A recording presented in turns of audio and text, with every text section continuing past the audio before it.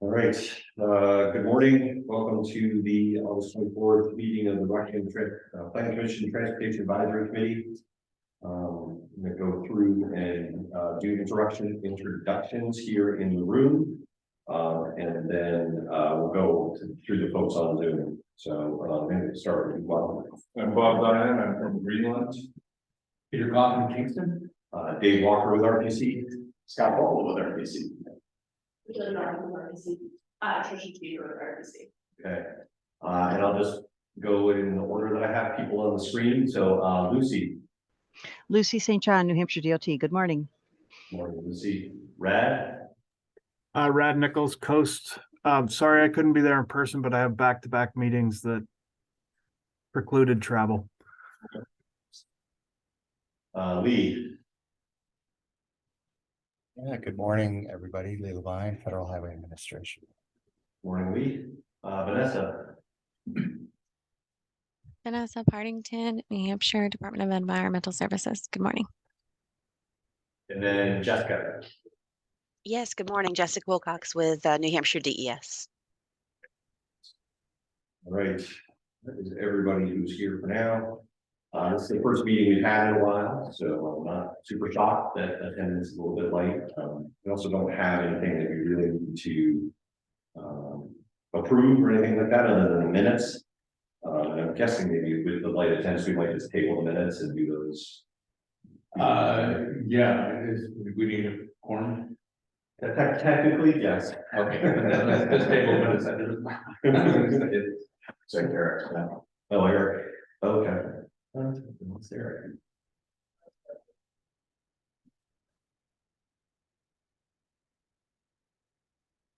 Eric gets in, we'll do that.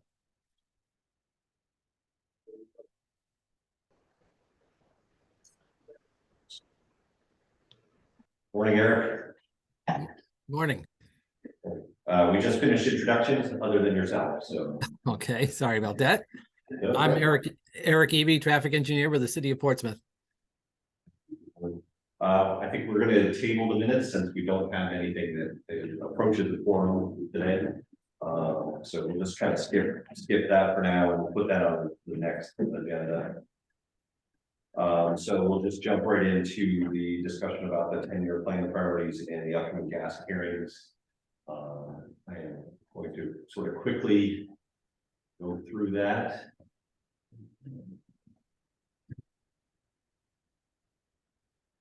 Screen share.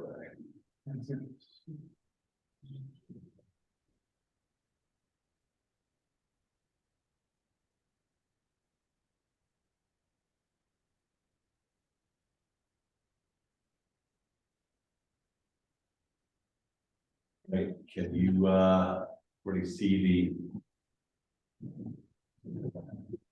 10-year plan presentation? Yep. Okay, good. We don't want these apps all the time. If they add all these things to the screen to just kind of get in the way. So you can't see that's what you're doing. Okay, so I'm just going to kind of touch base a little bit on what we had talked about this spring at the TAC meeting, I think in February-ish. I think we would have talked about it. It would have been the March policy committee meeting that we would have been final approvals on this. And just sort of a little bit of a reminder about sort of where how we got there and what the next steps are in the 10-year plan process. So just as a reminder, kind of the blanking on the word that the things that we're working with from DOT or the guidance that we're working with from DOT. So we're generally adding construction projects to the 10-year plan in the last 2 years. We had just over $8 million in funding sort of as our target for the region. Initially they had DOT had asked us to use a 2.8% per year inflation rate, but that got increased up to 3.7% sort of in February, March timeframe. So that sort of changed how we had to approach things a little bit. We used a common set of project selection criteria, all 9 RPCs did, although each RPC weights those criteria themselves. So everybody has slightly different reasons in how they manage those criteria, but we're all using the same one.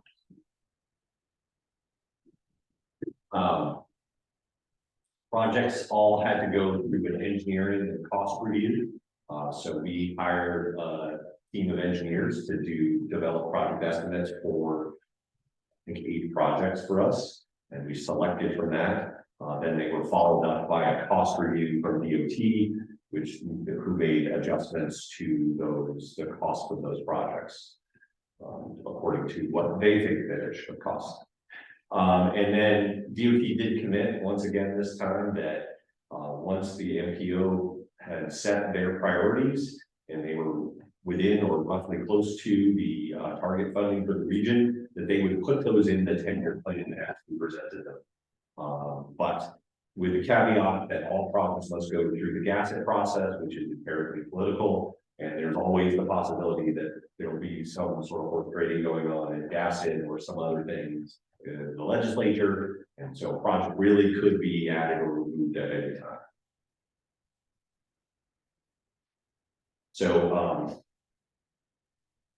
So when we submitted our project estimates and recommendations to DOT last fall, they had gotten the feedback to us that they felt that our estimates were very low compared to what they should be. They also, that was at the point where they changed the inflation rate and increased that. I will make a note that that inflation rate is supposed to be cooperatively developed with the RPCs and the MPOs, and that was just not done, but that's, it's a whole separate discussion. They also said at the time that the High Street project in Hampton, they didn't feel that was ready to move forward at all. It needed some additional study and understanding of approach before they could even attempt to make recommendations about whether that project should move forward or not. And I had concurred to that. And I think we talked about it at TAC as well, that, that was one of those projects that was attempting to address some of the resiliency issues. And we threw a scope out there, and probably the scope is a little bit, it's questionable that we put out there in terms of what we put on. The idea from my perspective was trying to get an idea of what it might cost to deal with it. But there are a lot of complications at that location where there are a whole line of houses along the north side of High Street that would all have to be dealt with. So you either have to take the right of way to take the houses, or you have to take enough right of way to raise the road by 4 feet. And then you have 4 feet difference on very short driveways to these houses. So it's a little more complicated, I think, than probably the scope that we had thrown together. So I think it was 100% understandable for DOT to say, this isn't a viable project at this point, let's hold off on it. So anyway, so we ended up with 7 projects that we had put forward, and we're hoping to figure out how to get them into the 10-year plan. The higher inflation rate did cause some, actually it's 6 projects total than 5 that we put forward. The inflation change really hit hard in terms of adding a pretty significant cost change. So the Portable Traffic Circle, which DOT felt was a higher cost project than what we had originally estimated, it added almost 4 million. The total change to that project between DOT's revised estimate and the inflation was about $4 million. Half of that roughly was from inflation, and half was from their feeling that the construction needed to be high. More money needed to be dedicated to construction on that project. And so you can see that all the way through each of those projects is a pretty substantial increase for each of them. A big chunk of it was from inflation. So we had to sort of at the last minute kind of figure out how to fund our priorities. And so we had to make some adjustments from what we initially thought. And what we ended up doing was we ended up keeping the Portsmouth Circle as our priority project. And we asked instead for just funding an update to the feasibility study that was done around 1999, 2000 about what to do at the circle. So we put $1.1 million in our share to fund that work. And then we also funded the Hampton Ashford Avenue bike pedestrian improvements, as it was felt that that would be a good complement to the Ocean Boulevard work that's happening in the near term, and really kind of create a much better situation at Hampton Beach there. And so that took up pretty much the entirety of our share. The other project that I'll note is that Raymond Blueberry Hill Road, New Hampshire 107 intersection, that was submitted to the HSIP program for a road safety audit. And my understanding is that is on the list to eventually have a road safety audit done. So there will be some progress made there too. So we have 3 projects that there's some progress before we made, which was a reasonable. One question I had, and voting to prioritize the engineering study is that, I mean, can that engineering study be done in the next 2 to 4 years as opposed to 8 years out? Because if the engineering study doesn't happen until 8 years out, then we can't, it doesn't really help us with programming a project, say, in the next round. Right, and I think that's a comment that we should probably make to see if we can't get that pushed up a bit. I'm not sure if DOT has the capacity to do anything in the near term, but if we could get something, right now it's programmed for 2029 in the 10-year plan to have that engineering study done, but if we could get that moved up a couple of years, I think that would be really beneficial for everybody. The talking with DOT District 6, the traffic circle is their top priority for this region.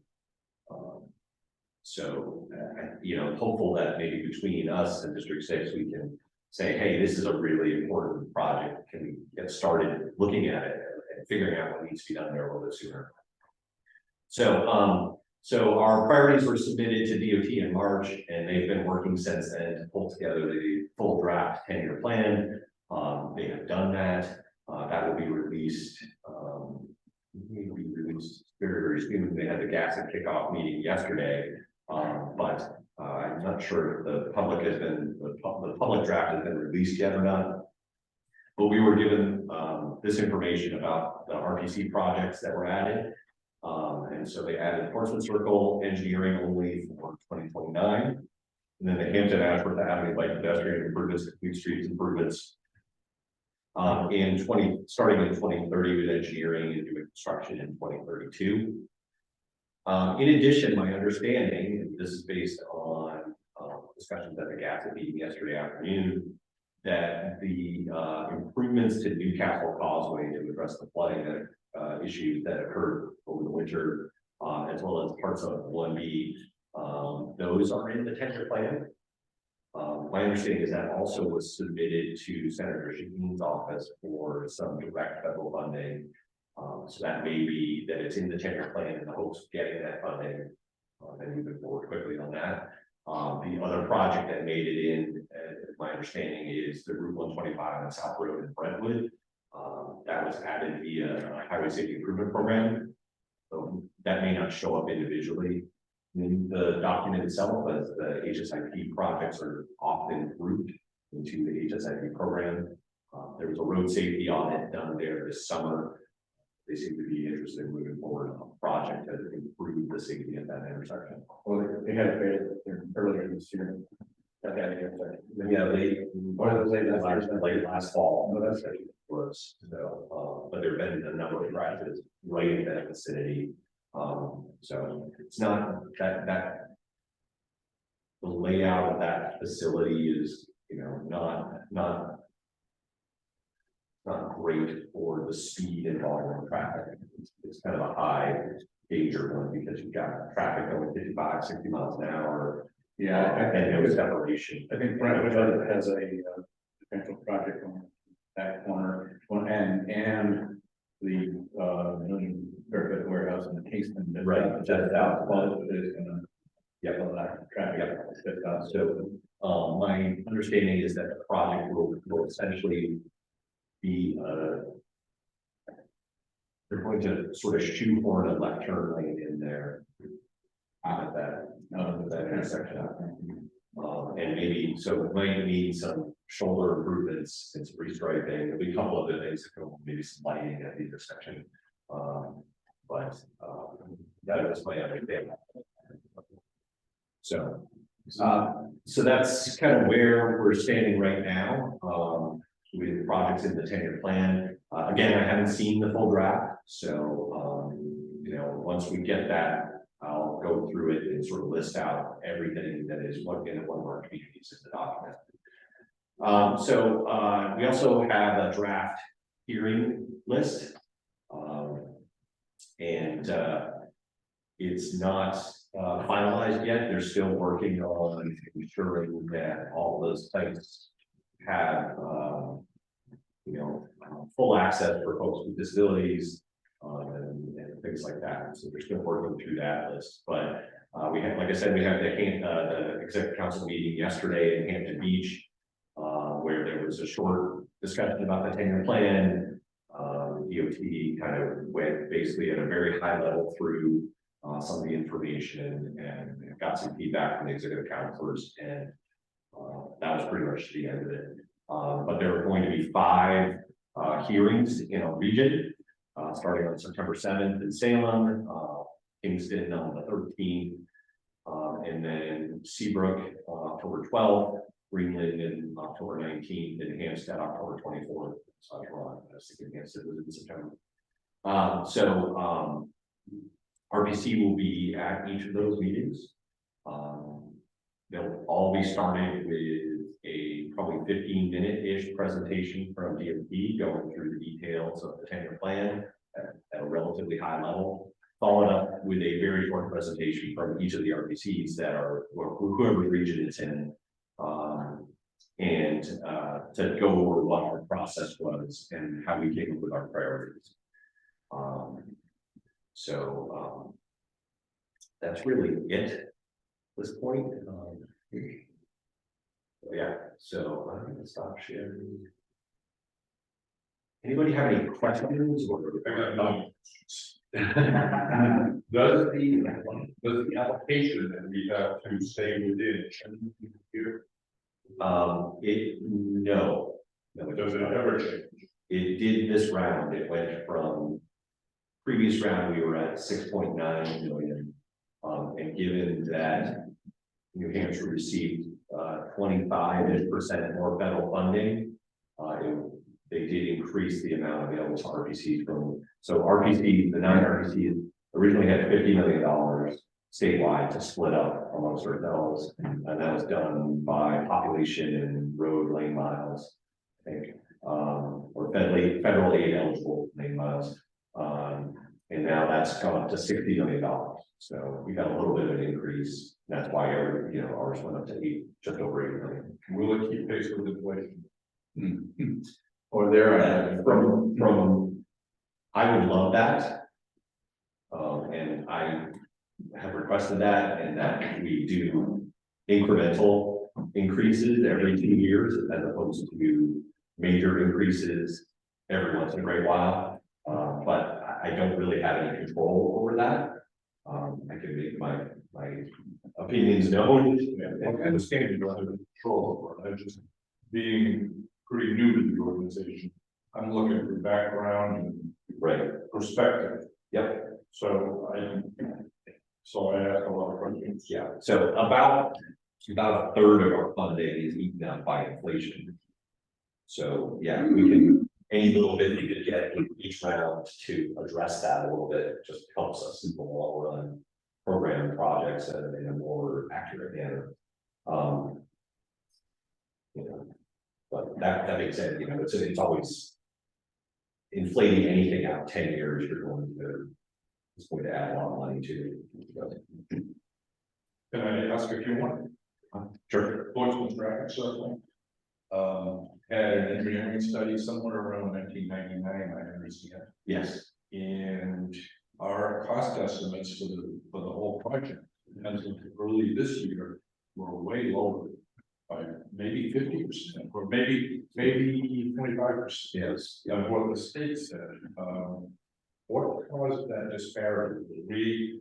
Did we come up with our own estimates and they came up with theirs, or? So the estimate that we developed, we hired Hoyle Tanner, associate engineering firm. We provided them with a rough scope for a project, and we had scoped it basically being a 2-lane roundabout. DOT was concerned, one, that a 2-lane roundabout isn't viable there, and then we hadn't done a traffic study on that, which that wasn't part of the intent. Was the whole intent is to do a traffic study at this point. But anyways, so they weren't sure that that was going to be viable, and so their feeling was that it needed more money because it would probably need to be more than just a 2-lane roundabout there, like at least circle would need to be sort of grander than that. And I believe that was their reasoning of why they added the funding to it, or why they thought it would cost more. They based their estimates on similar projects done in recent years. So whereas Hoyle Tanner was basing it on their understanding of like unit costs and unit needs for paving and that kind of thing. The advantage in that area is that you shouldn't need any right of way because the state owns a lot of space there. And a roundabout would be essentially inside the existing circle, so you wouldn't need any right of way that way, which removes a major expense and a major source of delay for projects. But at the same time, DOT essentially thought it would be a much more expensive project than what HTA estimated. And that's something that we need to, I think, for next round, maybe change how we're doing things a little bit, because we essentially said to Hoyle Tanner, here's what we think these projects should be in terms of scope. And Hoyle Tanner gave us estimates on that. And then DOT came in after and said, well, we don't think in a couple of cases that these scopes are right. But had we had a conversation early in the process with DOT to say, what do you think of these scopes? This is what we're going to send to Hoyle Tanner. We could have had that conversation and avoided some of the mismatch at the end, I think. Yeah, I like that. So my hope is that next time we do this, that we can sit down with DOT and HTA and us in a room and say, here's what we're talking about, and make sure everybody's on the same page with what stuff. That way, I don't feel like we wasted our money getting estimates that were still 25 to 50% off for what DOT thought, and DOT doesn't have to come back and be like, what are they doing? They don't know what they're talking about. So I think it would be better for everybody in the end if we could do that. Yeah, I see. Eric, you had a question.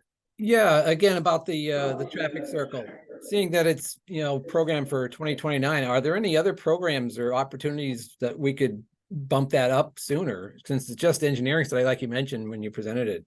That's just the first step. Yeah, that's a good question. I think,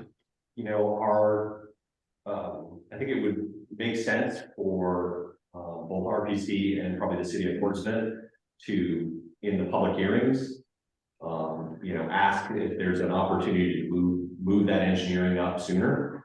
But I think there are some, there's always potential funding sources that could be found to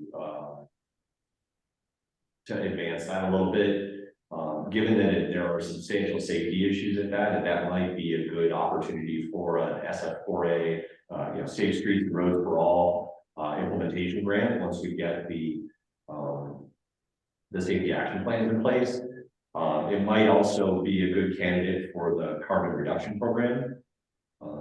If we can figure out how to estimate, which we can figure out how to estimate the emissions reductions of improving the efficiency at that location. And there are probably some other programs too that it might fit in. Mm-hmm. Yeah, it'd be certainly good to just move it up if we could. Yeah. So I think either way, if we can get the engineering advanced a couple more years, it just gives us some more time to we'll be able to make a decision sooner about what we can do about that and have a better understanding of where that is.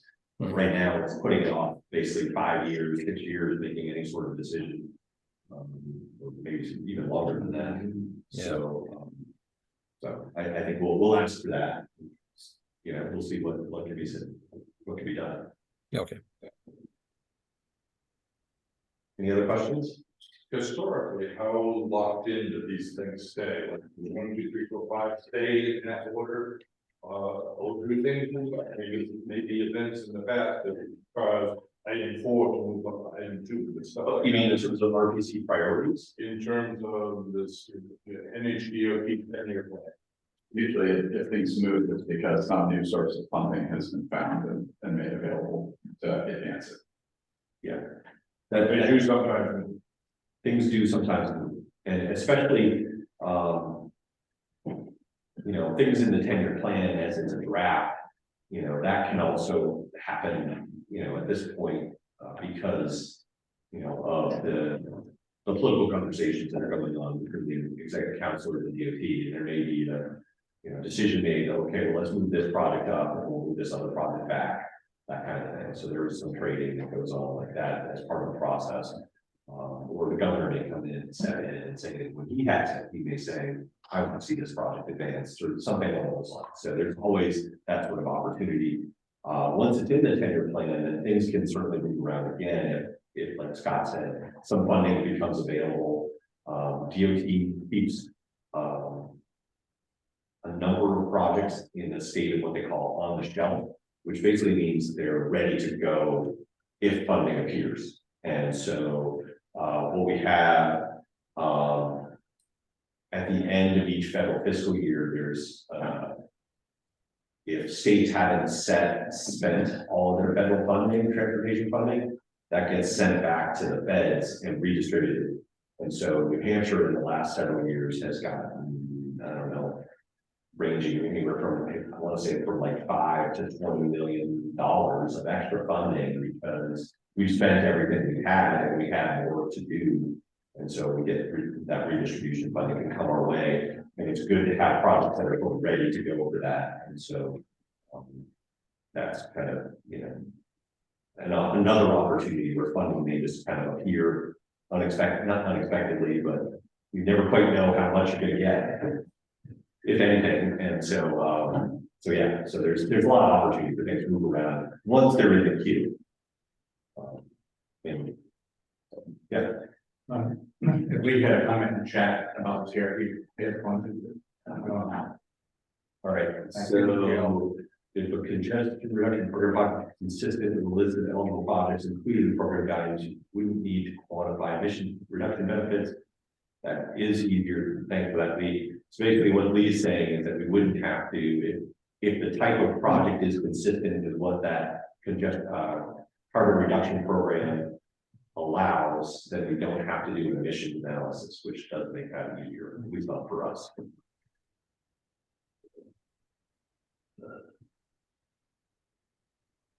Thanks, Lee. Okay, any other questions or thoughts on the 10-year plan stuff? It's really just sort of an information update at this point. A heads up that the hearings are coming. So, if there's anything else, then we can move on to the next topic. Morning, Danya, welcome. Good morning and apologies for my late arrival. No worries. So next on the docket, we have Taylor, who is going to give an update on our progress on the long range transportation plan. You want to sit here? Do you want me to? I can shuffle this over to you if you have. So Michaela joined us in May. She's a new person here at the commission, primarily doing mostly doing transportation planning, I think at this point.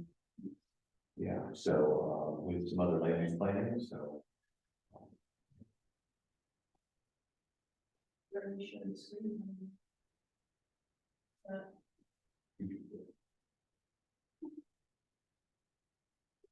There you go.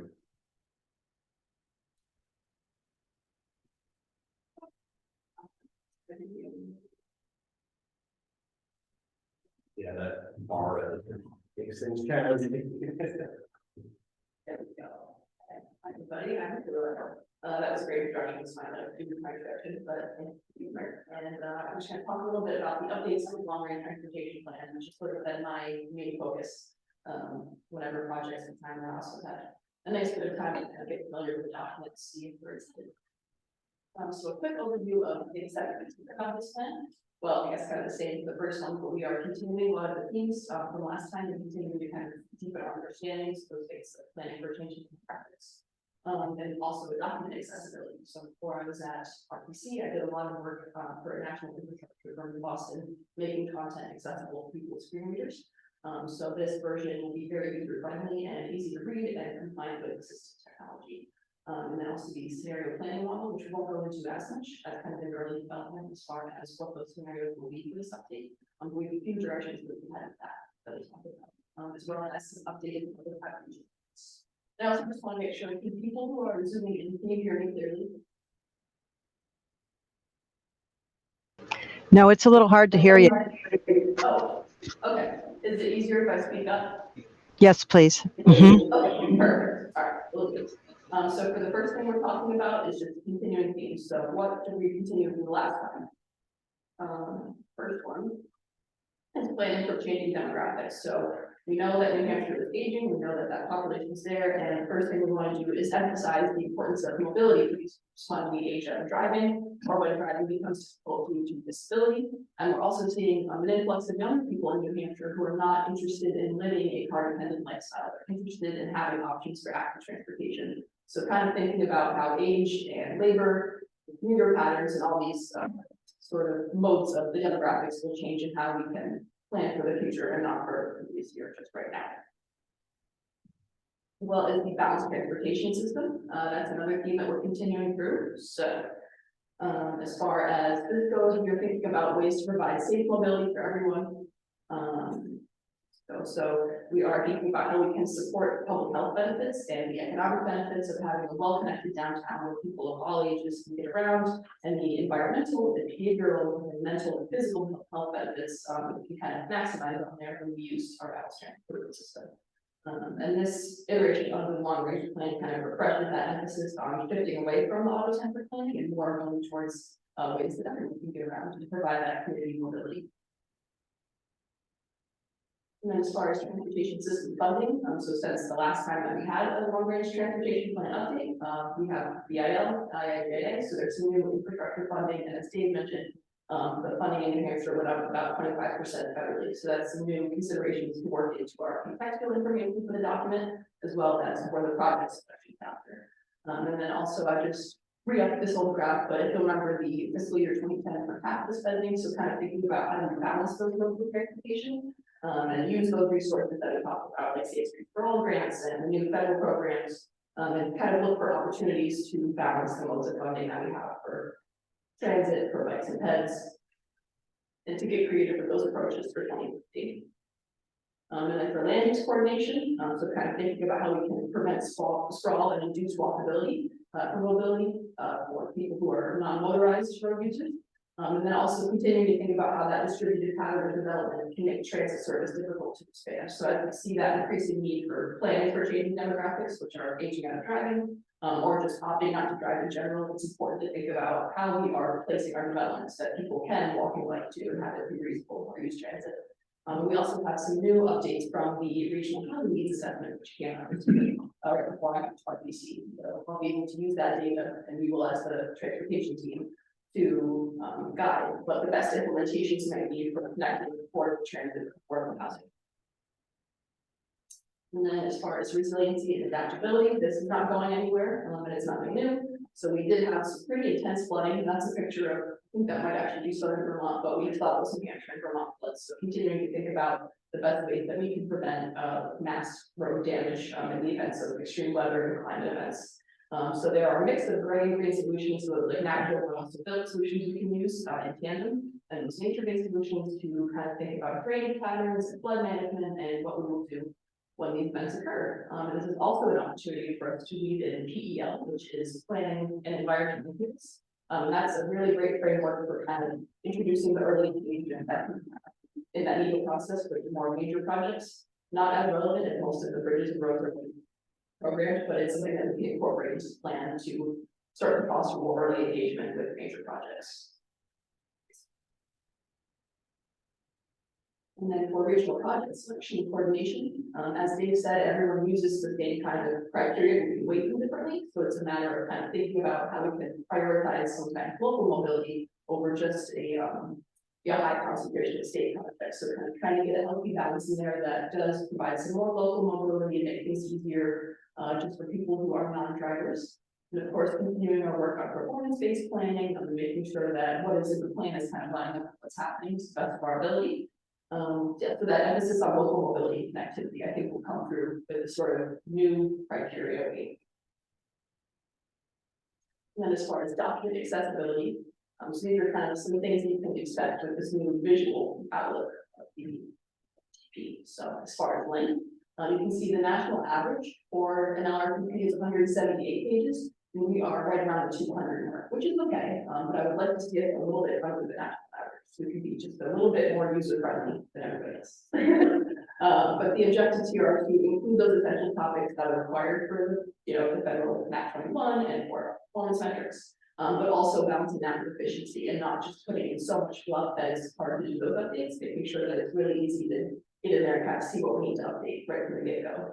And also making smart use of the appendices. What information can we kind of side table for, if you want to know more about this, rather than throwing it right all of that. Maybe say mom before was interested to know if her kids can go to school, safe routes without a driver. And then of course, so the goals here are user friendliness, efficiency, and that update process, and making a really easily referenceable document. And then clarity is the next one.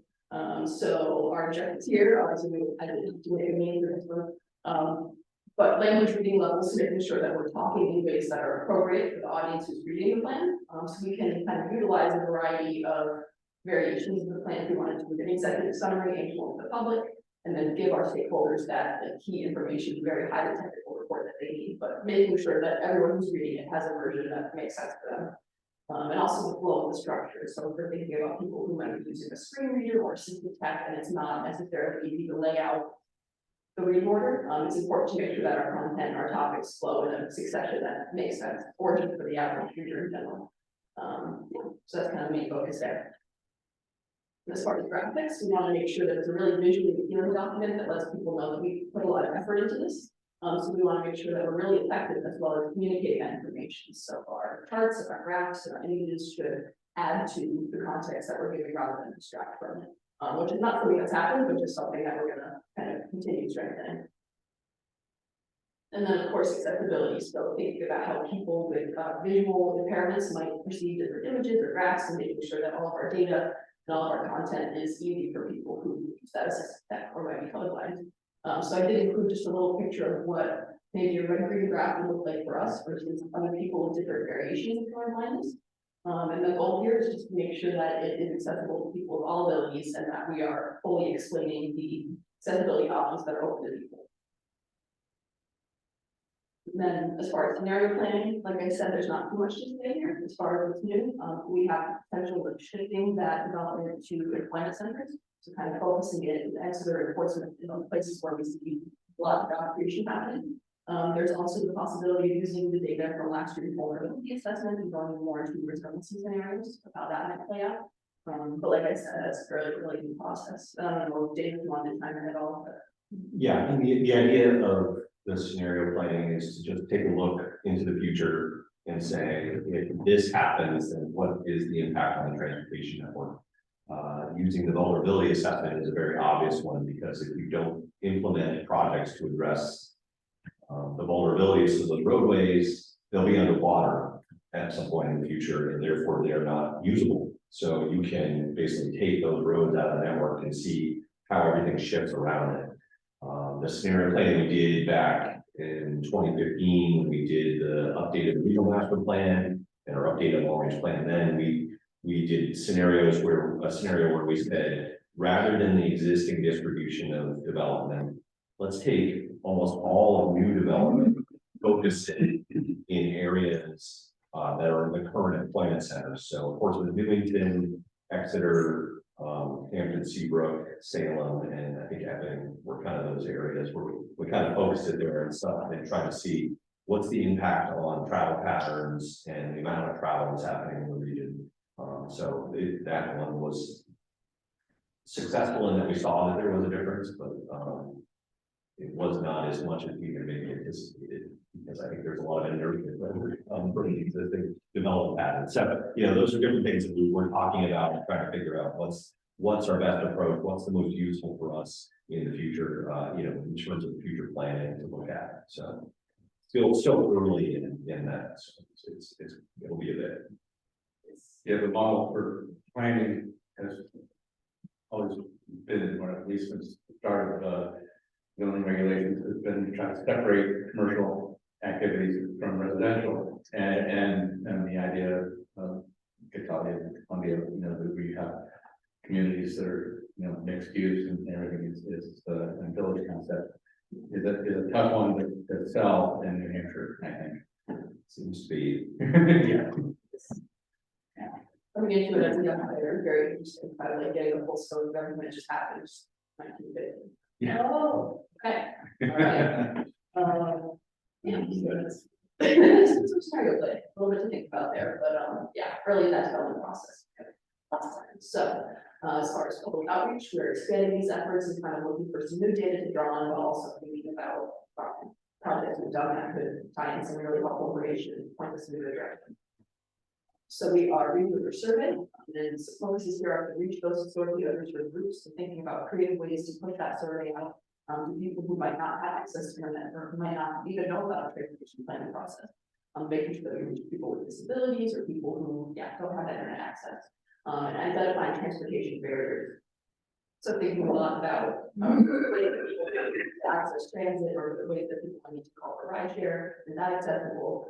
So the questions that are kind of in the review process for identifying those needs and strategies that might be taken up. So also shaping the 2050 vision, there is a pretty solid framework still for the 2045 vision, but it would be interesting to see if any of the public outreach made us want to change that. That's sort of again in early development, and we haven't really touched the frameworks budget. And also understanding transportation is different behaviors. So it will be interesting to kind of run the survey and see what people's preferences are, what they have opinions about, areas that they feel need attention, and kind of solicit that input. So those questions are in the review process, and we'll kind of get started on just reviewing those as a group and seeing what the best sort of way we can build on the old data that we have from the buyer surveys and see how trends are changing, but also to call in some new data to help inform those decisions. And then other outreach efforts, so we utilize that existing data. There's a lot to draw on that I've just kind of been thinking about, not necessarily today, well, from our chat data, but just things I'm thinking about our plan, and we're running through this, but the Communities for Healthy Aging Transitions project gave us a lot of insight about senior mobility. And that is kind of an interesting thing to be thinking about or drawing on when we're going through the survey development. And then also there is a possibility of calling in some focus group visioning sessions, but again, that's kind of, we have a lot of creativity in room to kind of talk about what the outreach efforts could be. So those have been like some standard strategies in the past, but kind of going forward, we have some room to grow.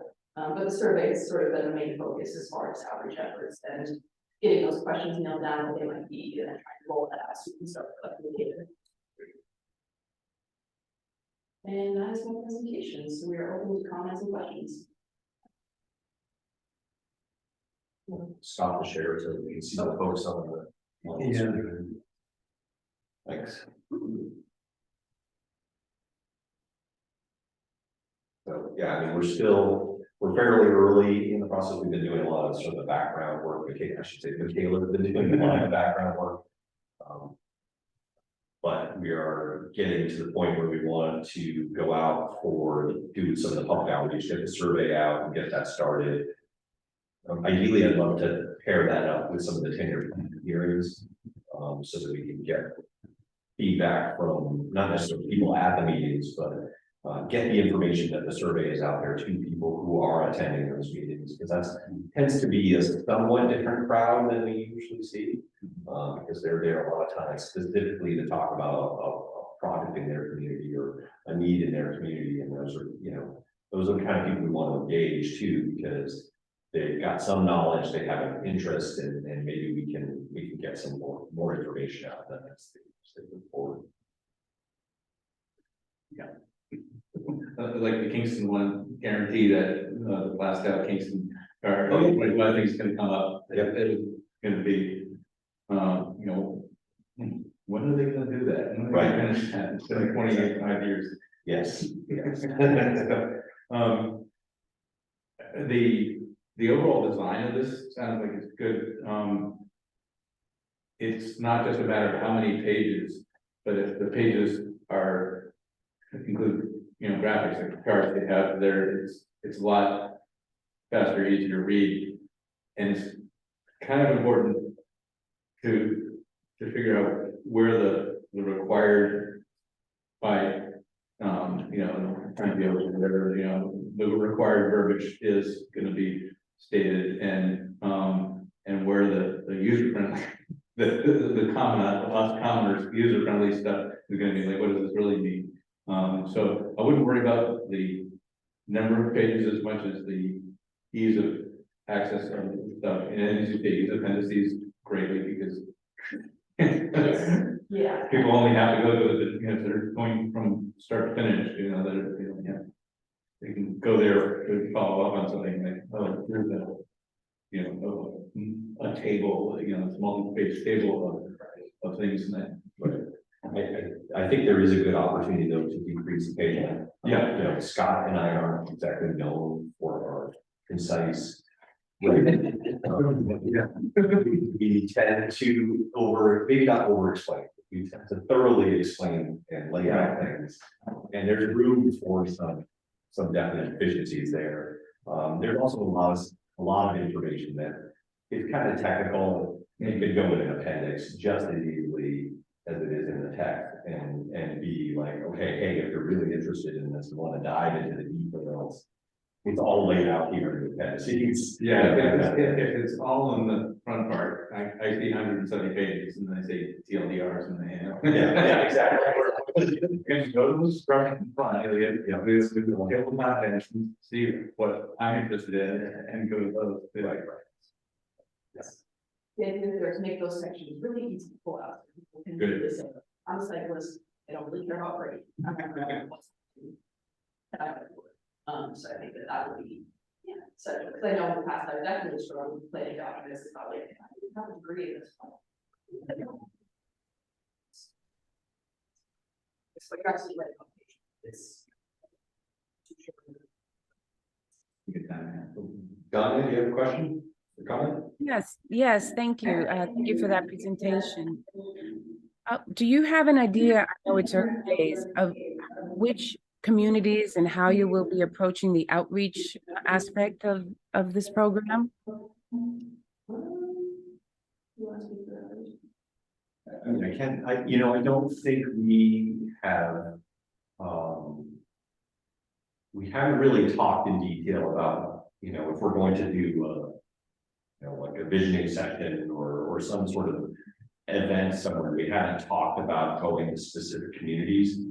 At the same time, I think we'd like to leverage some of the other work that's going on from our staff.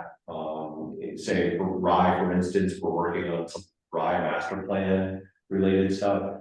It would make sense for us to leverage that and try to engage the folks that are engaged in that Rye master plan effort in our transportation planning effort. And we're doing different things like that in class now. I think we're doing some master plan work as well. You know, and then we're going to leverage the work that Scott and others have done with the age-friendly communities to try to draw the folks that have replied and were involved in that into our surveys. So we're trying to pull from a number of different areas and try to make sure that we get, you know, as much feedback and input as we can. Specifically, when we're talking, especially about sort of the larger goals and objectives, where people think the transportation project should be headed for the future, you know, not so much the fine details of individual projects and that sort of thing. We certainly want to hear about individual projects from people and what people feel or view as needs, but Largely, this is giving us overall direction for the big picture approach kind of stuff. Yeah, that makes sense. Thank you. Any other questions? Or comments on the RTP? Let's move on. Scott is going to talk next about the Coast Transit Stop Accessibility Study then. Started. We're just starting. Just started.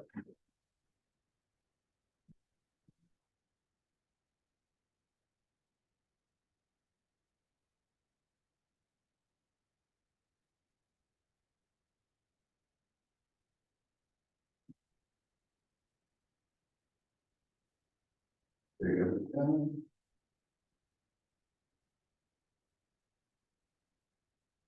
Go back, share screen. Right. So if you go down the bottom again, be that. There we go. That one could be a little thing. So, okay. Every time I use Zoom, it's different than last time.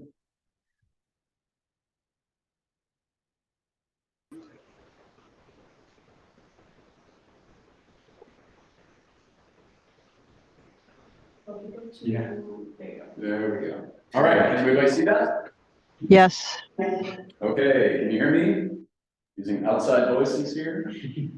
Yes. All right, so last winter, RPC and Stratford Regional Planning Commission and Coast worked with cities of Dover and Portsmouth and secured a Federal Transit Administration planning grant to develop a system-wide analysis of accessibility of transit stops on Coast and Wildcats fixed route networks.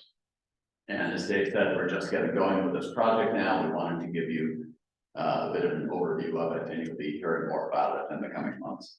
But so the project's going to build on work that we did several years ago on bicycle level of traffic stress that some of you will remember. And I'll talk a little bit more about the level of traffic stress concept in just a minute. But Coast and the cities are interested in this because it really should highlight opportunities and barriers and also potential priorities for improving access to transit. And by doing that, hopefully attract more would-be riders to transit and also and thereby support continued ridership increase. So from Coast standpoint, there's also a potential cost savings benefit having to do with the cost of providing paratransit service under the Americans with Disabilities Act. And I'll talk a little bit about that too briefly.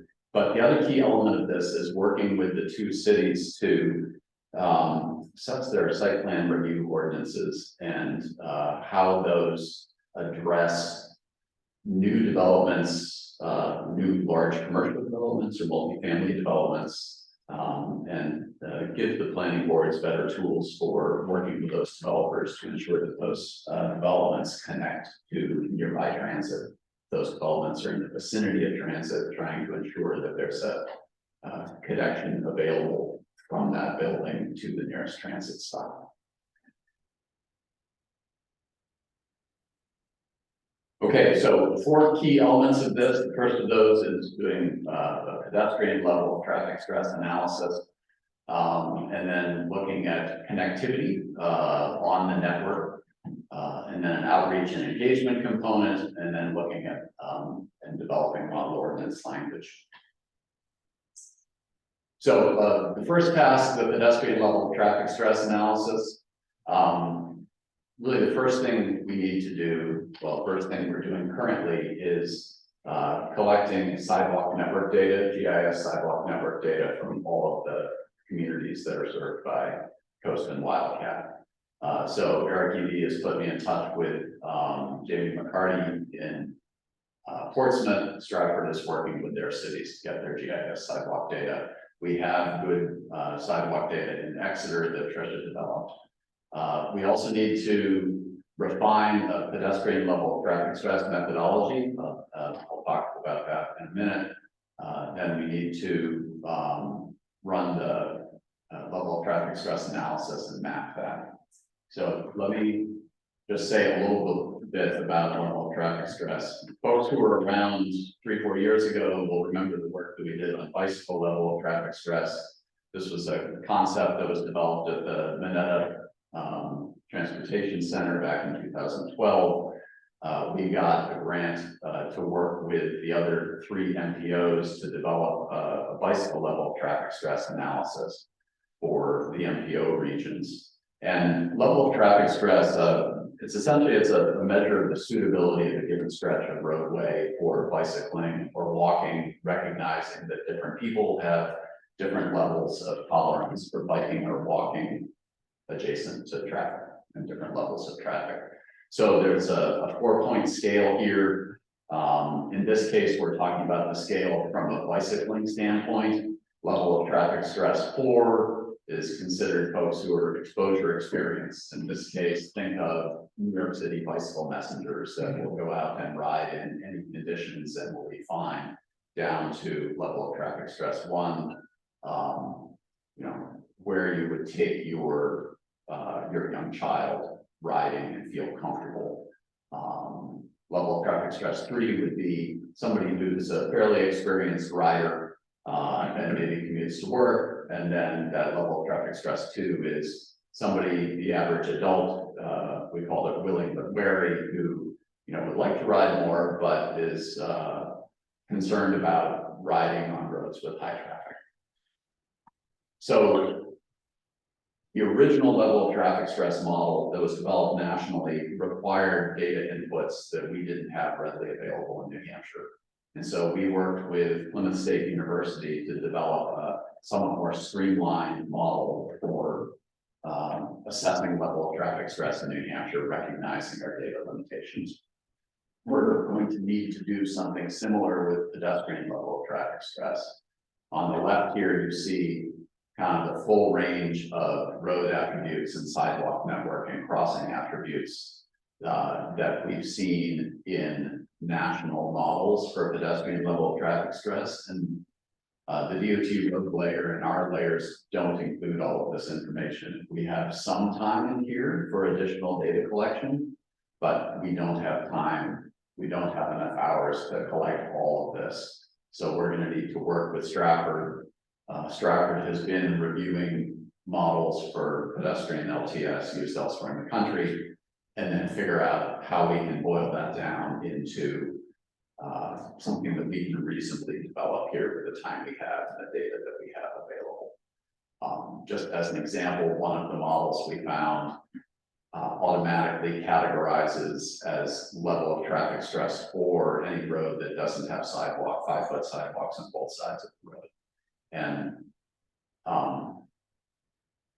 that may be relevant in an urban situation. I don't know that that's relevant for a New Hampshire setting.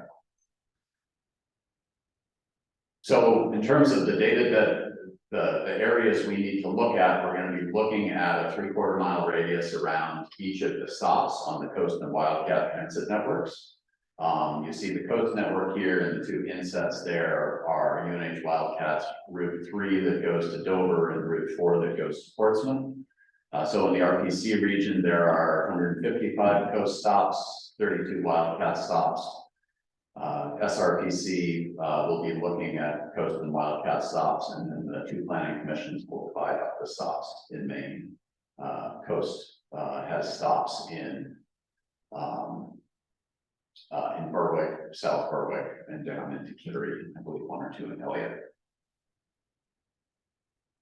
So the second task, once we have gathered all that data, run the model, identified an initial mapping of level of traffic stress for pedestrians, is doing a connectivity analysis where well, part of this is also looking at coast ridership patterns and identifying high use transit stops from their boarding and lighting survey data. So what are the most heavily used heavily used transit stops?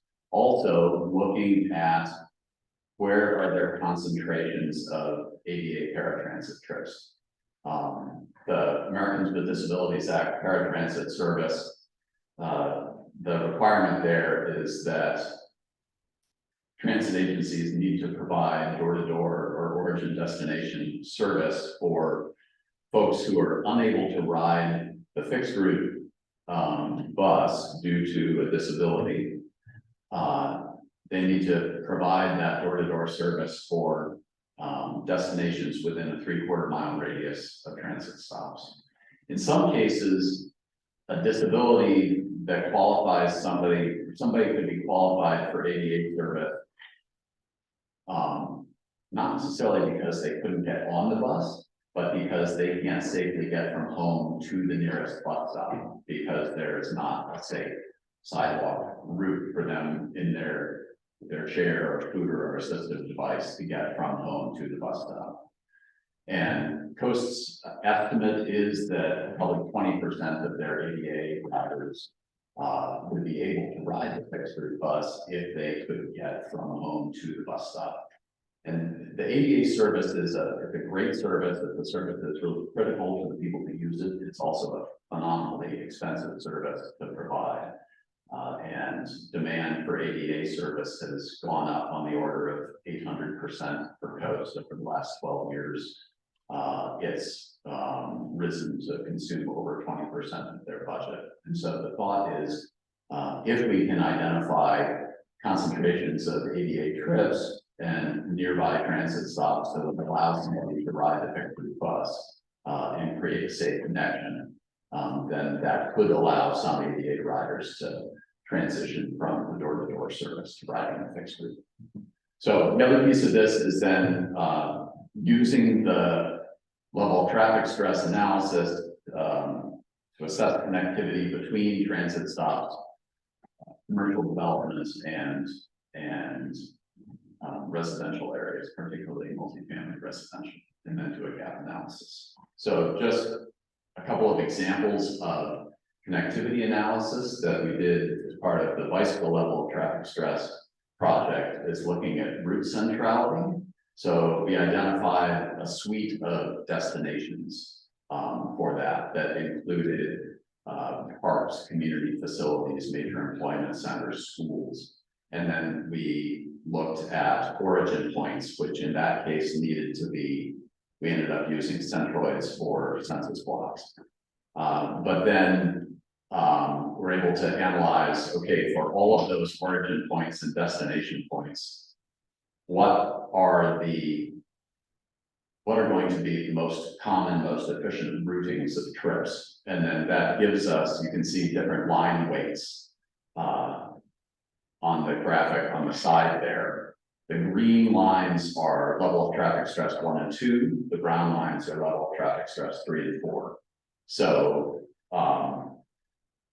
it highlights what are the routes that are most likely to be used, and if those are level of traffic stress 3, then those could be targets for facility improvements, because those are the routes most likely to be traveled, best bang for the buck in terms of facility investment.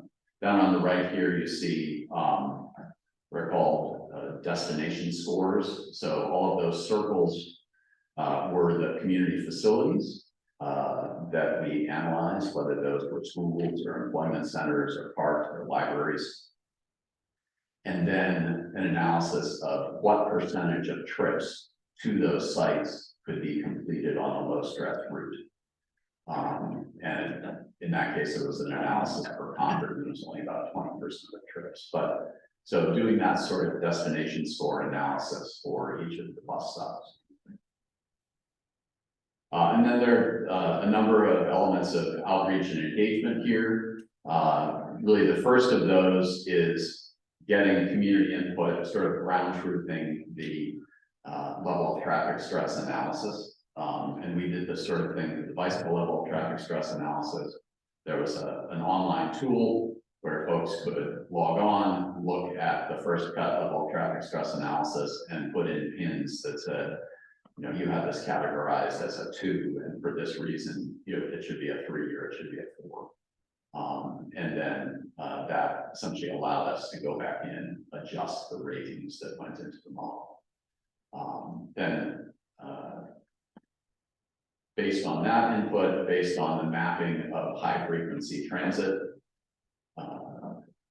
the transit stops with high on-off counts, looking at that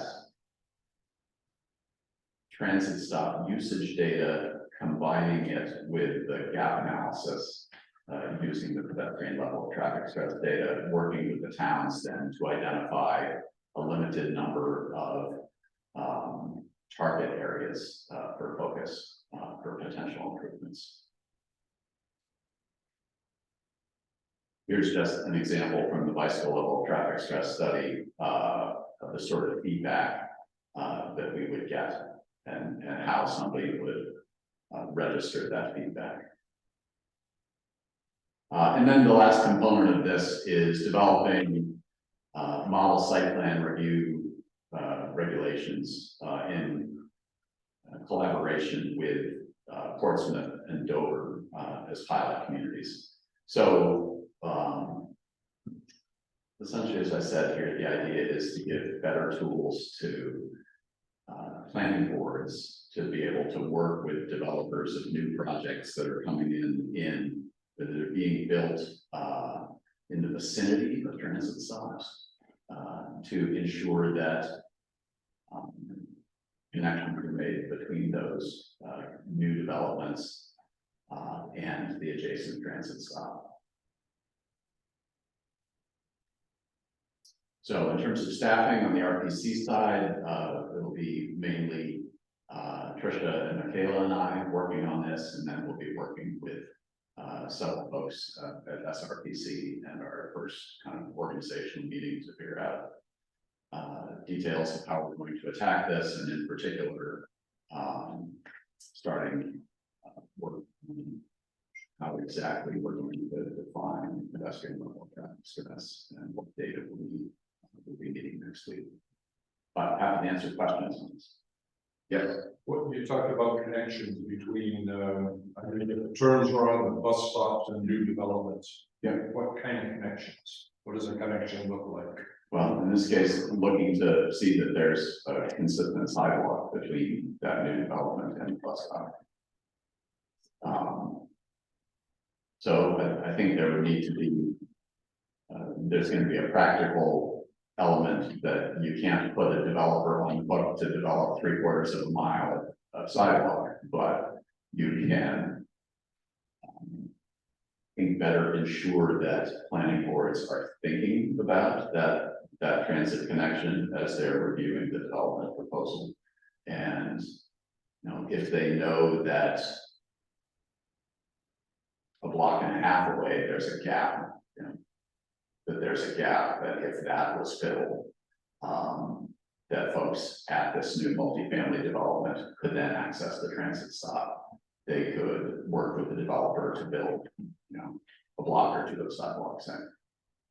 Could that information influence the transit company to add or remove bus stops?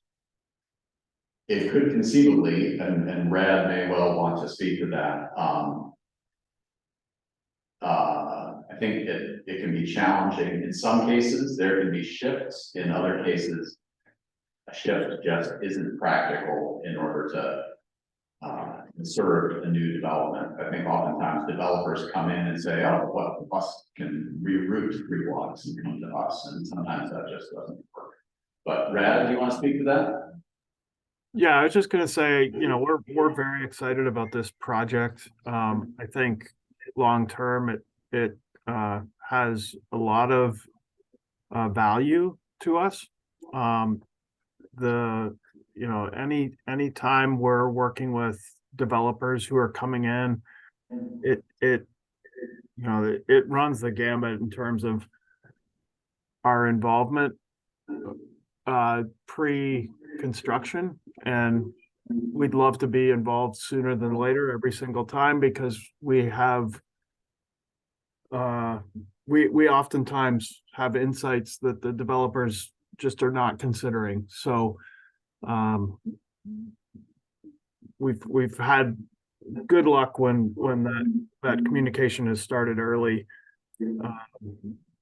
Whether how it influences stops on our system, we've certainly seen where we've moved stops closer to that new development, or we've eliminated stops as a result of the new development. It sort of it varies by site. Typically, though, if a development is happening too far off the system, that's not something that we will divert to, just because there's only so much time to run every route we have, and we can't divert much at all. So, but we're like I said, we're very excited about this project, both from the perspective of enhancing access for our customers who have challenges with mobility, as well as for future development. So thanks for taking this on. Other questions? All right. Thanks very much. I think. All right, thanks. Next, Trika, who have been very negligent in having Tricia come and talk to us. She's been with us for about a year and a half now. And this may be the first tax meeting you've been to, maybe the second. My first tax was like my first week. Okay, so I'm trying to correct that and get other people to talk more than me.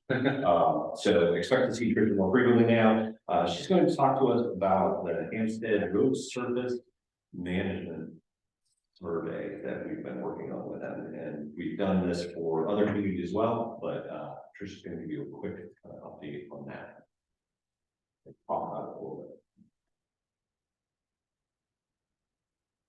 All right, yes. So as noted, I will be talking about the Road Surface Management Survey, which I will be referring to as the RSMS throughout this presentation. We are doing it with Hampstead, New Hampshire this season, and we're kind of doing it in partnership with the T2 Center out of UNH and DOT. So as we've kind of been talking about throughout this entire meeting, is that roads play an integral part of our everyday lives when it goes to commuting, providing services, commerce, shopping, tourism, and recreation. With that, with all this use, there's wear and tear that's done, and there's a need to fix our roads to make sure that they continue to function safely and efficiently. But what is ours? So RSMS is the practice of planning for pavement maintenance and rehabilitation with the goal of maximizing the value of life of the pavement network.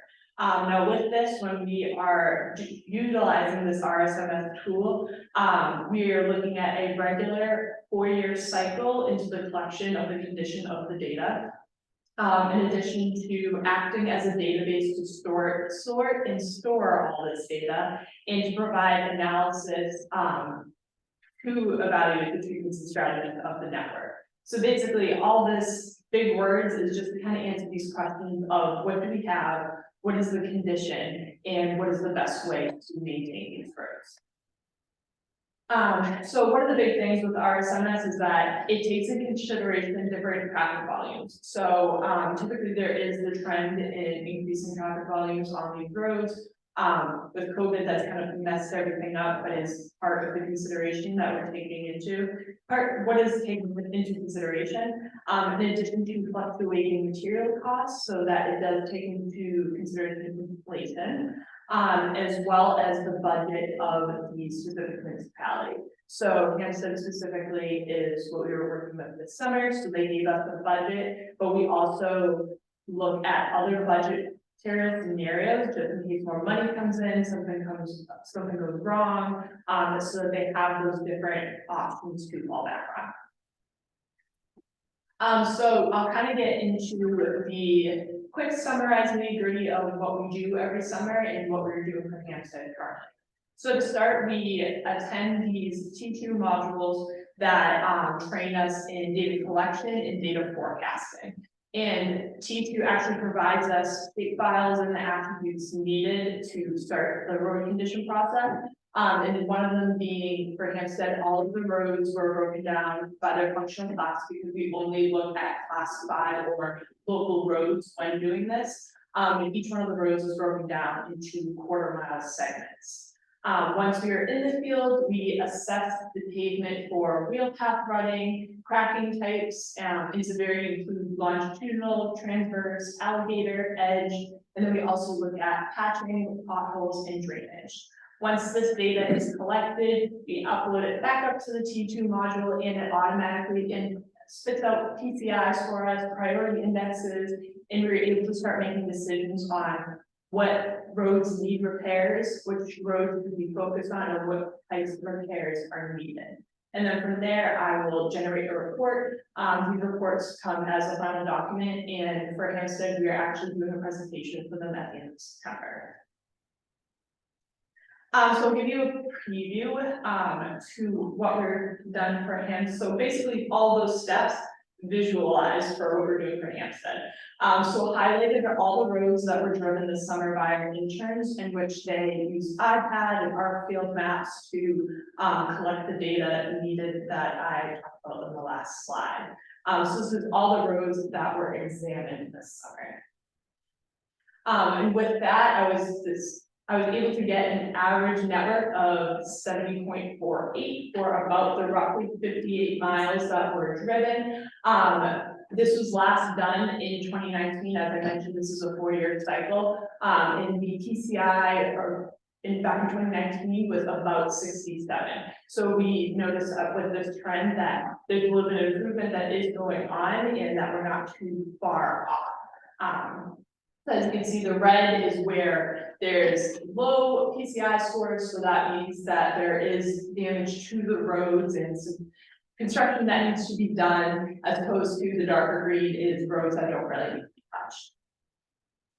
And so this is what it looks like when we upload all of our data to the T2 module, and this is when I worked specifically with Jim from Hampstead DPW, he's the new director over there, to kind of get an idea of what he wants to see come out of this besides budget. He expressed the importance in PCI over priority. So with that, we were able to kind of change around the equations because it is customizable to the community on depending on what they're looking for out of this. So the typical priority score is the weighted importance plus PCI plus traffic volume, where PCI and traffic volume are actually switched. But because we wanted to put emphasis on the PCI, we were able to create a priority score that fit more of his needs. So that's what this looks like. And then, as I mentioned, this will then be put into the final presentation form, and it's put together as kind of like this is what we saw, this is what we did in our analysis, and this is what we recommend to you. So currently we are finishing step 3, we're dipping our toes in step 4, and interns are helping me put together a list of just a couple roads for each budgetary scenario, and to say these are the roads that we think need to be done first. And in meeting with Jim, his priorities are preservation and maintenance, so taking that into consideration when choosing those roads as well. And I think that's it. That's all I got. I think that's really good. Yeah. This sounds like something that could benefit Greenland. So I wonder how was Hampstead chosen? What factors led into that, and what needs did Hampstead recognize that caused them to say, hey, pick me?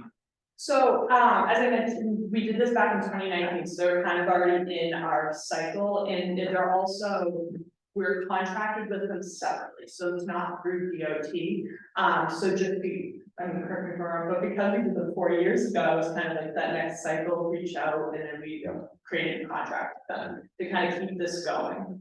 So this is funded by the town. We basically provide the service to them.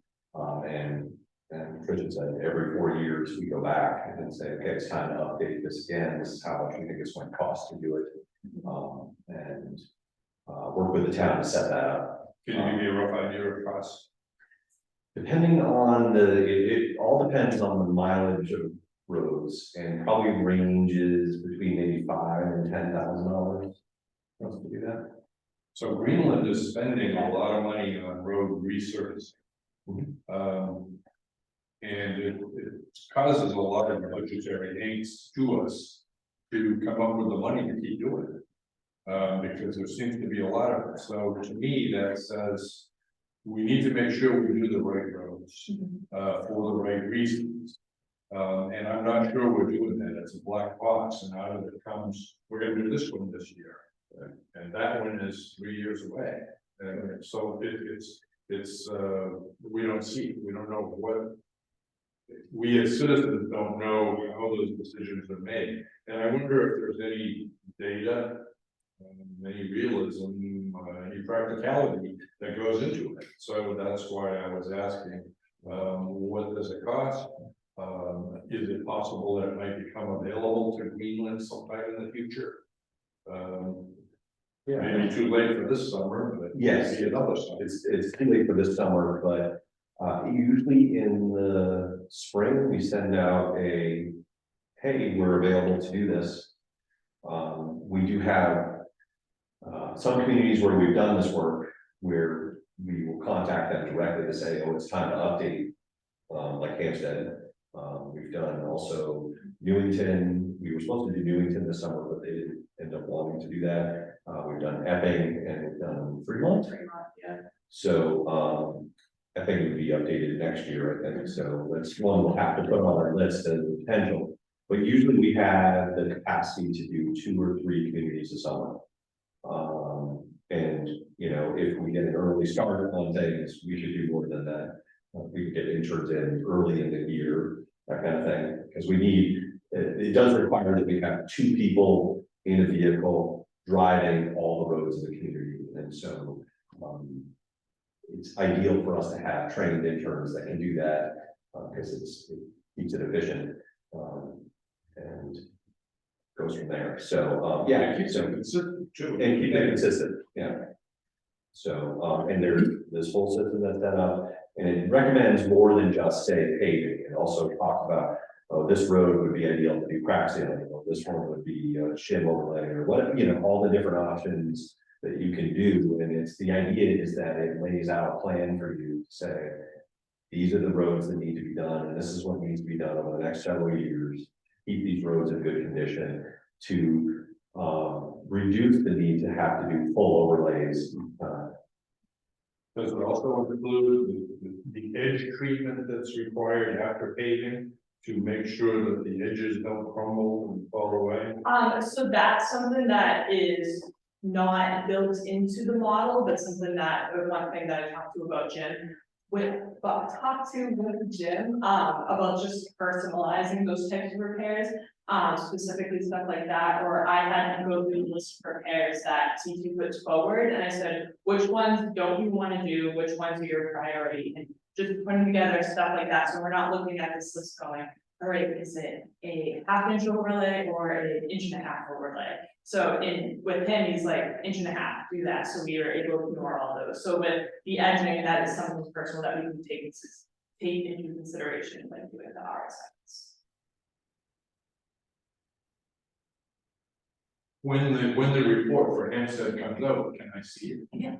Yeah, I can send you 2019s as well. I'm starting the report right now. I'm done with the introduction. That's about it. Yeah, no, sure. Thank you. Could you put Greenland on the potential list? Is there a potential list? We haven't started that list yet, but we can keep it in mind for Yeah, sure. I can't say we want to do it, but I think it would be smart of us to do. Yeah, I mean, I think it you know, makes sense to have a conversation with your road agent. Really, you don't have. You don't, okay, so you don't have a road agent. So, I think one of the factors. so yeah, I mean, you know, having a process for determining what roads are done and how they're dealt with is probably more optimal than just relying on, say, citizen complaints or what the board the select board feels like this year, that kind of thing. And you can get some, it helps with the budget too, because you can at least plan a couple of years out and say, okay, well, this year we have this much work. In 2 years, we are foreseeing that we have a lot more work and we should prepare for that. Those kind of things. And that's what our planning board is supposed to do. Right, exactly. What is this called? Road service. Road safety management survey. Road service management. Yeah. RSNS. Road Surface Management Survey, yeah, Yes. or systems too, like we're. Or SAGE, RSNS. SAGE is the New Hampshire specific kind of thing, that's, I don't even remember what that's. I don't know what that is for you. But you spell states. SADES. Probably an acronym or something. Yeah, it's an acronym, and then, maybe. They probably worked hard to get it to come out with a wording. They did. So, we love our acronyms.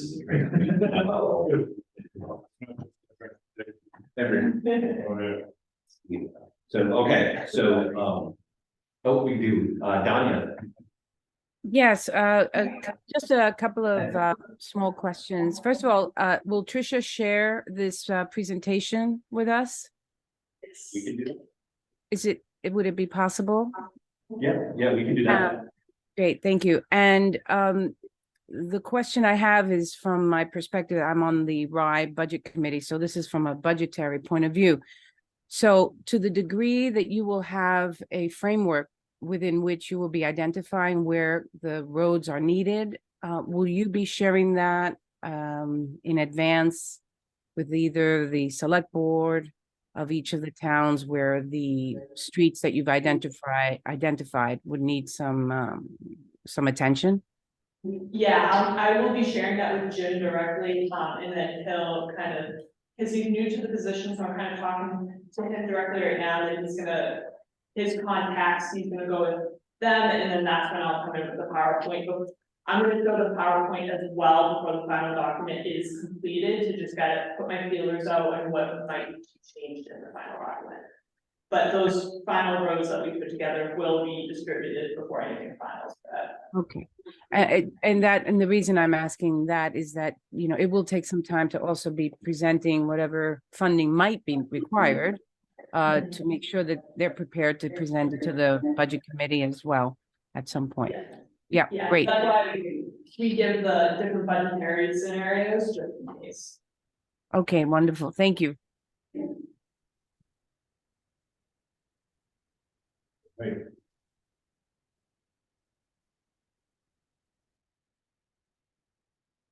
And like I said, we usually send out a notice sometime early in the spring to the communities, just to say, if you're interested, this is something that we can do for, probably 3 to 4 max communities, depends on the size.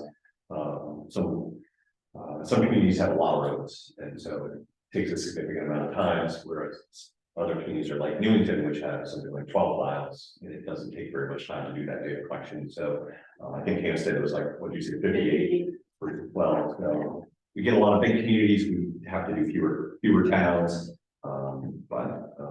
We try to balance those things and try to work it out. If there's an interest from the community, we'll try to figure out how to do it.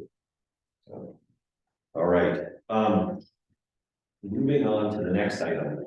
So I added this to the agenda, and going forward, I want to try to do this as frequently as we have time available to give both our communities and the partner agencies that attend these meetings an opportunity to talk about, if they have, say, DES has an upcoming grant program that they want to mention, just that, to give a little overview of that, or if DOT has hearings coming up that they think people need to know about, or the community has a project that they're working on, those kinds of things. So I guess wanted to take the opportunity for people to share with the rest of the TAC things that they think we would find interesting at this point. So, and going forward, I'm going to try to keep it on the agenda to give the opportunity as much as we can. And hopefully we can learn something, and hopefully we can build further interest in attending these meetings and participating. So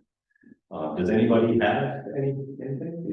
Maybe we'll start with folks in the room, either Bob or me. Yeah, I think the charrette that is being planned for Greenland for the Route 33 existing bottleneck would be appropriate. Having a charrette in, I believe, October, although the date has not been finalized yet.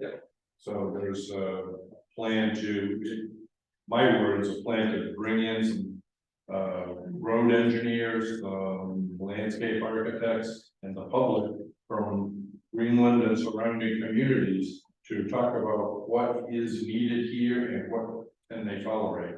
Right. Yep, yeah, that is being planned for October. We don't have a date finalized yet. That is, and really hoping that we could use this charrette as a model for doing other corridors in the region as well in the future. You heard anything? No, not actually on the spot. Okay. You know, no, I saw it on the agenda, but there's really nothing that's universal. Okay, that's fine. I don't expect that everybody will come. About folks on Zoom, you start with, maybe we'll start with Eric. Anything going on in the city of Portsmouth?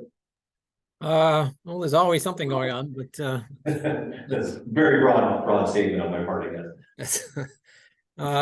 no, but I did have a question about the state's Route 1 project. I haven't heard anything on that in a few years. I didn't know what was going on with that. Do you know any updates? I have not heard anything about that project in a little while.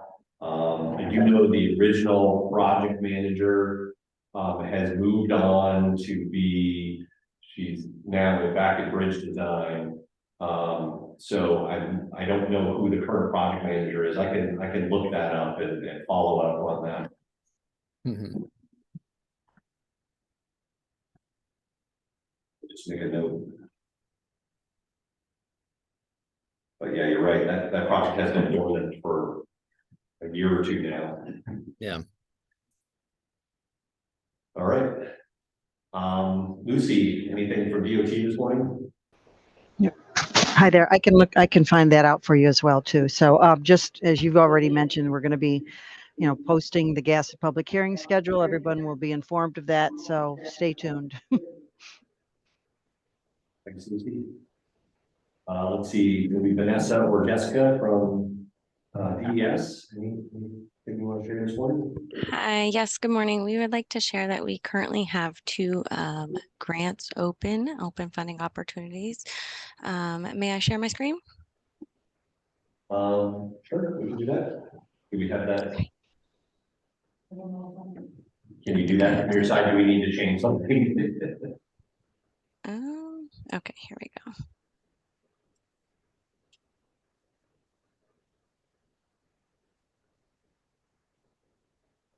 Okay, so we currently have, as I said, two grant funding opportunities open. We have our Granite State Clean Fleets grant, which is from the VW Trust Funds. And this is specifically available for local government and municipalities right now. Through October 13th, we are accepting project proposals. And this, both grants have a competitive selection process, meaning there is certain criteria to meet and eligibility requirements to meet, all included in the on our website in the request for proposals, where you can find that information. This grant specifically is for diesel to diesel or diesel to EV replacements, including the infrastructure. So we are looking for people to propose projects to replace older buses or trucks, and there are a few other items for this grant specifically. My colleague Ricky DeSillo helms this grant, so he's the one to reach out to, and I'll go ahead and put that link in the chat where you guys can access more information on this. Our other opportunity here is the NH Clean Diesel Grant, which I am the new grants coordinator for. So nice to meet you all this morning, by the way. This opportunity is also open through September 15th to local government, businesses, and a few other entities. This is DERA funding available through the EPA that we that in the form of grants through NHDES. Also a competitive selection for old diesel to new diesel or diesel to EV conversions, electric vehicles. This is for buses, heavy duty trucks, loaders, graders, bulldozers, and many other options such as marine shore power, locomotives, etc. So again, we are accepting proposals for this through September 15th, and I will put those links in the chat. If you have any questions, please feel free to reach out to myself, Jessica Wilcox, or Richard DeCillo, and we'd be happy to help you with that. So thank you so much for letting me share this morning. All right, thanks, Vanessa. Could you send me those 2 slides and I'll add those to the product updates memo I'll send out after the meeting? Excellent, I will. Thank you so much. Yeah, sure. Hey, Vanessa, this is Scott. On the old diesel to new diesel, is old defined as pre-2009? Yes, that's correct. Sorry about that. Thanks for the clarification. That you had noted that on the first program, but just not the second program. I wanted to check. Thanks. I'm sorry? You had noted the 2009 threshold on the first program, but not the second. Oh, correct. Thank you so much. All right, thanks. Brad, anything to add from host this morning? Sure. There's always something, right? Right. So from a ridership perspective, we're seeing a really nice bounce in ridership the last 3 months. It looks like August will be a month where we'll really spike since the pandemic.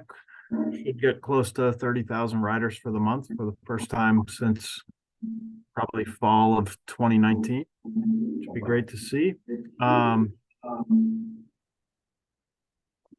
Certainly the demand response side, so this is services for elderly and individuals with disabilities, is coming back faster, has come back faster. Some of those services were well over 100% of where we were in 2019. Others were at the 90% level or so.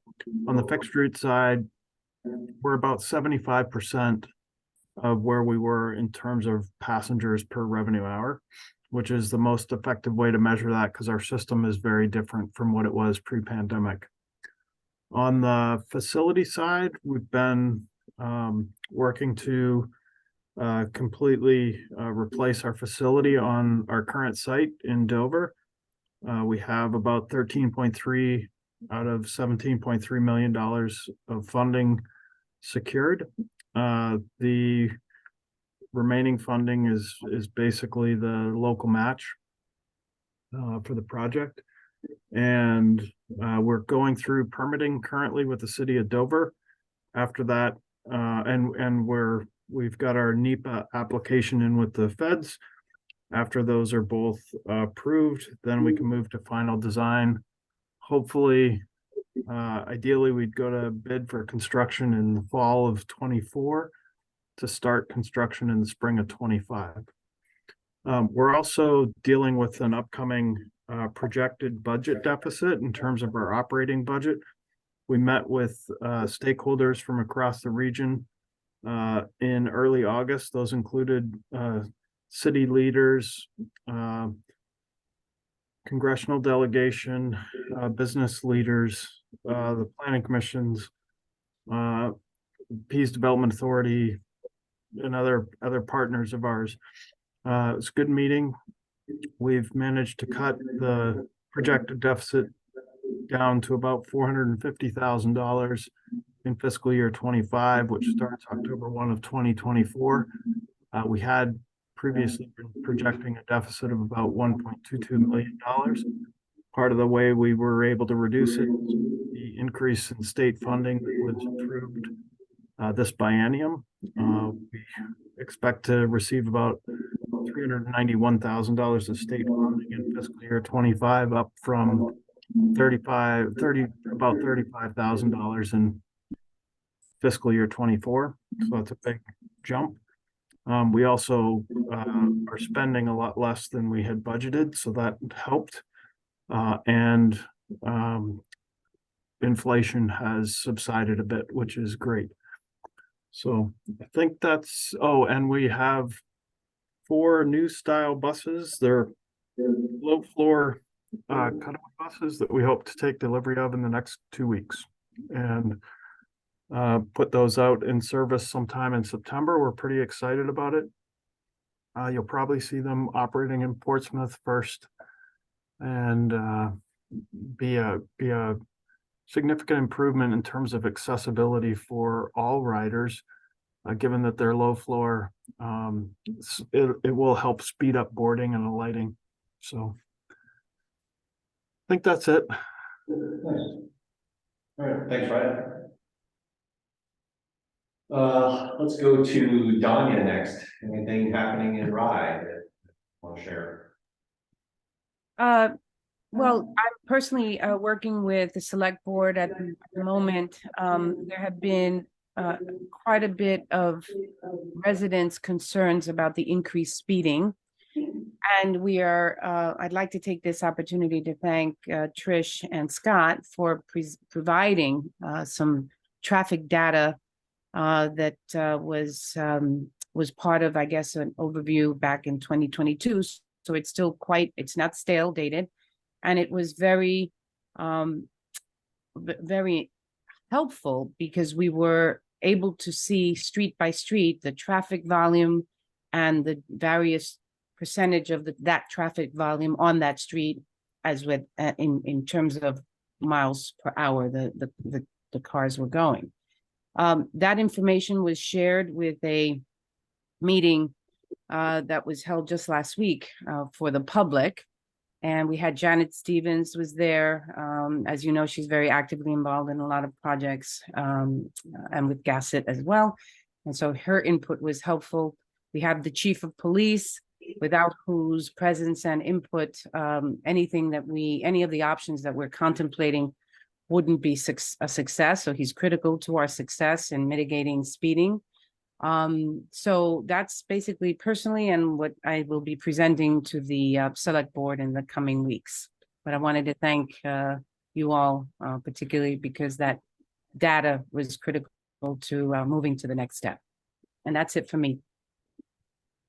I'm glad that the data was really helpful for you guys. Yep, thank you. All right. And last but certainly not least, Lee from Federal Highways. Sure. Yeah, you mentioned August redistribution earlier, Dave, so we're busy with helping DOT with that process. And I did want to mention we have I sent this information out to all the MPOs and RPCs, I believe, a little while ago. There's a federal highway webinar on the bipartisan infrastructure law, all the discretionary grant programs, etc., and federal requirements. And it's designed for folks who may be interested in these grants and to give everybody some information about what the federal requirements and expectations are for receiving this funding. So that's going to be September 6th from 2 to 4 p.m. And if you want, Dave, I can send that information out to you again if you need it. All right. Yeah, that would be great, Lee, and I can add it. I can also dig out maybe what you've already sent, and I'll add it to the project updates. Great, thank you. All right. I have one update that I want to add. So yesterday, maybe it was Tuesday. Days are all blending together. We received a signed agreement from Federal Highway Administration for the Safe Streets and Roads for All grant. So we can now start putting work into the development of the regional safety action plans. So we can now sort of kick that off, and I'll be working with the other 3 MPOs at Federal Highways and New Hampshire DOT and other partners to do that. starting probably early next month. The goal is to still have a safety action plan ready to the state that is needed so that communities could apply for round 3 of safety S4A funding next year, if possible. And basically, in order to be eligible to get this kind of funding for safety improvements, there needs to be a safety action plan done, either regional or local. And so if we can get the action plan done for the region, all our communities would then be eligible for this funding. And each round has been generally during the summer. There's basically about $1 billion available nationwide each year for this program to do safety improvements. So the goal would be get this action plan to the state where it can be used to allow the communities to apply for funding next summer. We're still hoping to get that. It will require a lot of work over the next, say, 9 months, but we would be hiring a consultant to carry the bulk of the load on that.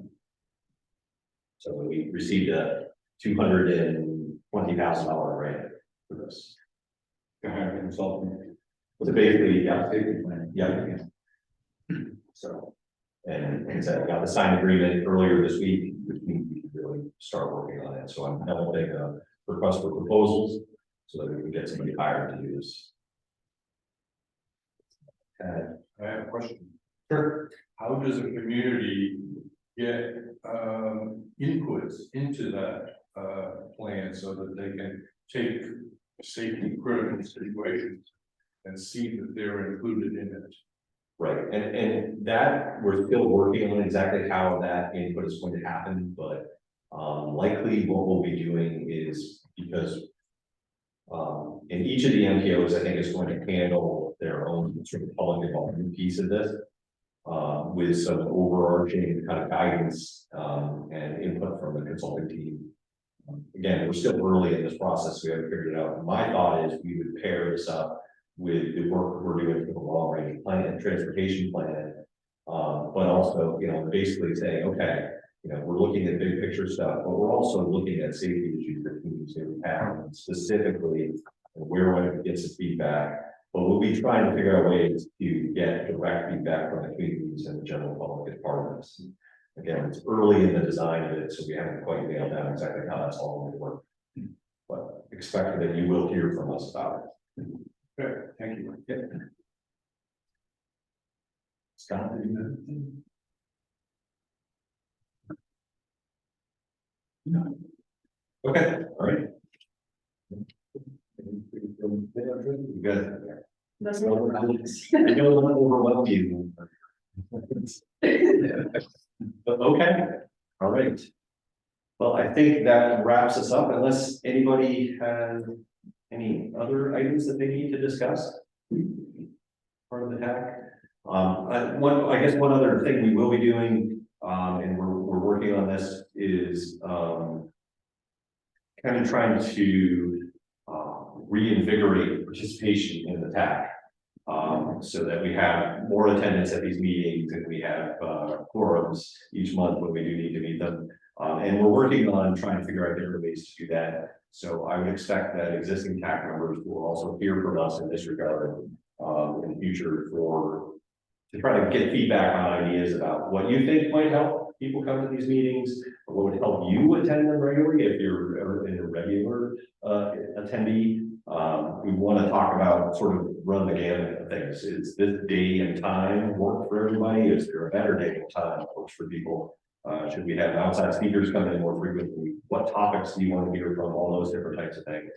So I would expect to hear from us in the nearish future about that as well. So other than that, Eric, so you've got your hand up. Yeah, I just speaking of data, I noticed that you I think you did your traffic counting program a couple months ago. We noticed the black tubes across the roads a lot in places. Probably, yes. Yeah, all right. Because I feel a lot of questions about that. People thinking it was us doing it, and I just hadn't realized that you were doing it. So I didn't know if you normally send out notice to each community, or if that's we need to start. We need to do that, and we have. Usually we have a list ahead of time of the communities that the consulting. We hire a consultant to do the vast majority of our counts, we do anywhere from 130 to 150 per year. And the consultant we use tends to kind of blanket an area with 20 or 30 or 40 counters and just kind of take care of everything at once. At the very least, we need to be giving our communities a heads up that they're going to be doing that. And we've been not consistent about doing that. So I think for next year, we're going to try to in advance, and we'll try to work with the consulting team to make sure that we have a general schedule of what their plan is. And then we can just let the communities know, because yeah, we've heard that from a couple other towns this year too, so. Okay, yeah, and some of them went out on streets that were under construction with detours, so I don't know. Yeah, and then that would be, we get the list early enough that we should probably send it to the communities and say, hey, this is the list that DOT gave us of counts to do. Are we going to interfere with, is there construction going on any of these, or proposed for any of these streets? And that would probably be that would be better for us to do that way. So I expect better future coordination on that. Okay, thank you. Thanks for bringing that up.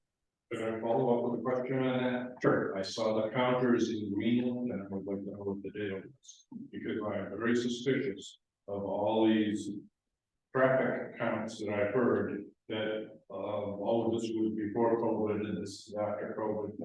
I don't trust. Yeah. I want to see the data.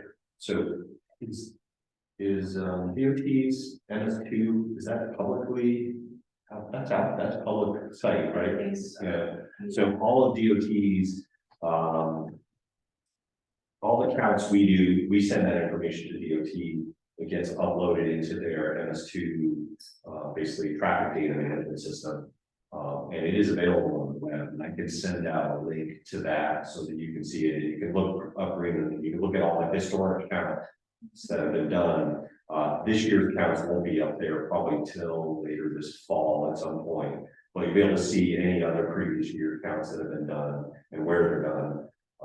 That would be awesome. So Yeah. see that. There's a third, chat item up there, but that's ahead too, which is just sharing the links. All right. You want to see what the third, I think it was Lee Sanders. Oh, yeah. oh yeah, thank you, yeah. Next week. I just missed one, I think. Okay. All right, got some post meeting work to do to kind of gather information. And again, I'll get a project update, that project updates memo or email or something out to everybody this afternoon. At least that's the plan. I think it's pretty great. But thanks everybody for coming. And we'll see you at the next meeting. Great. Thank you, guys. Thank you. Thank you. All right. Have a good day. Thank you. Thank you. Bye-bye. Have a good day. Thanks, guys. Didn't want to get a meeting, comment.